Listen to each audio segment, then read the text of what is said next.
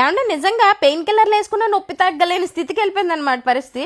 నా అశ్రద్ధ ఇదవుతుందని నేను అసలు అనుకోలేదు. యాక్చువల్లీ పిప్పి పని వల్ల చాలా పెయిన్ వచ్చేస్తుంది. నాకున్న స్ట్రెస్ వల్ల, లేకపోతే ఈ రూట్ కెనాల్ అంటే భయం వల్ల రూట్ కెనాల్ అయితే చేయించుకోలేదు. డాక్టర్ గారు అయితే నాకు ఎంతో వివరంగా చిన్న పిల్లకి చెప్పినట్టు చెప్పి ఏం అవ్వదండి, నాది బాధ్యత, మీకు అసలు పెయిన్ తెలియకుండా చేస్తాను, దీనివల్ల మీకు ఆ తర్వాత అసలు పెయిన్ అనేది అసలు ఫీల్ అవ్వరు, మ్యాజిక్లా మాయమైపోతుంది అన్నారు. ఎక్స్రే చేసి మరీ చూసారనమాట. నాకు జ్ఞానదంతం ఒకటి ఉంది, పిప్పి పన్ను ఒకటి ఉంది. సో ఎవ్రీ 2-3 monthsకి మనకు ఒక్కొక్కసారి చెకప్కి వస్తే ఆ పిప్పి పన్ను అనేది చిన్నదే ఉంటే జస్ట్ సిమెంట్ పెడితే సరిపోతుంది.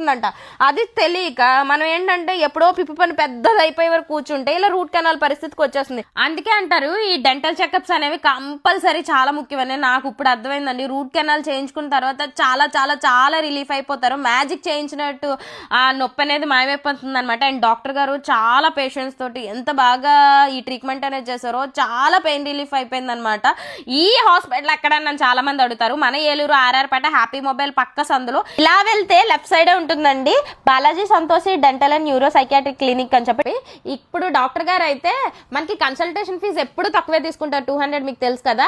అలాగే ఒక 1 week పాటు ఎక్స్రే కూడా ఫ్రీగా చేస్తున్నారండి. అవునండి, ఈ స్టెప్స్ అయితే మనకి బ్యాక్ సైడ్ నుండి ఇలా కూడా స్టెప్స్ ఉంటాయన్నమాట. ఇంకెందుకు ఆలస్యం, మీరు కూడా ఈ డెంటల్ సమస్యలను అయితే అస్సలు నెగ్లెక్ట్ చేయకండి.